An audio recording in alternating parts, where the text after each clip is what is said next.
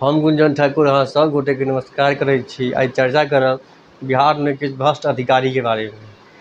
जेनाकि बिहारमे जे छै से थाना जे होइ छै, आइ हमरा केओ कतहु मारि दिए या फेर हमरा सङ्गे कतहु किछु भऽ जाए तऽ हम यदि जाई थानाके पास अगर आवेदन देबऽ लेल जे हमरा मदद करी तऽ सबसँ पहिले बड़ा ओ कहता जे 5,000 रुपैआ पहिले हमरा दिअ।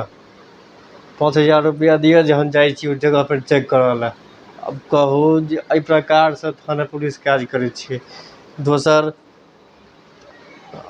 हम देखलहुँ अहाँ ब्लॉकमे चलि जाउ, अंचलमे चलि जाउ, कोनो अधिकारीसँ यदि कोनो कागज पास करबऽके कोनो साइन करबऽके तऽ सबसँ पहिले अहाँके ओहिठाम अहाँके दलाली पैकारी होनाइ शुरू भऽ जाएत।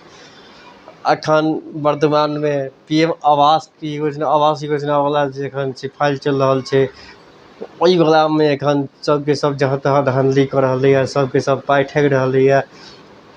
3 किस्तमे पैसा आबै छै, 3 किस्तमे अलग अलग हिनका सबके चाही पहिले घूस तखन पैसा आबै छै। ई कोन तरीका छै? सरकार कहि रहल छै जे किछु नहि कतहु घूस लागि रहल छै, सब भ्रष्टके हटा रहल छिए, लेकिन अहाँ की हटा रहल छिए? सबटा भ्रष्टाचारी तऽ जहाँ तहाँ भइए रहलैए, तऽ ओहिमे हम की करिए? हर जगह भ्रष्टाचारी भऽ रहल छै। हम कहऽ चाहबै बिहारक जनता सबसँ जे एखन PM आवास योजनामे जतऽ केओ पाइ मँगलक यऽ ओकरा या तऽ अहाँ देलिए तऽ अहाँ गलती केलिए, अगर अहाँ नहि देलिए, अगर केओ मँगैए तऽ ओकरा ऊपर कंप्लेन दर्ज करू, अहाँ लिखिऔ, आवेदन करिऔ जे एना फल्लाँ बाबू हमरासँ पाइ मँगलै तऽ फल्लाँ काजके लेल। ओ चीजसँ भय बनबिऔ ओहि आदमीके। ओकरा भाइ सैलरी भेटै छै काज करऽके, वहाँके सैलरी भेटै छै, ओहि सैलरीपर काज करू। अहाँसँ जे पाइ लैए ओकर जेब भरै छै, ओ कोनो अधिकारी नहि कहि रहल छै पाइ देबऽ लेल। ठीक छै, तऽ अपने लोकनि ध्यान देबै, एहि चीजपर चर्चा करू।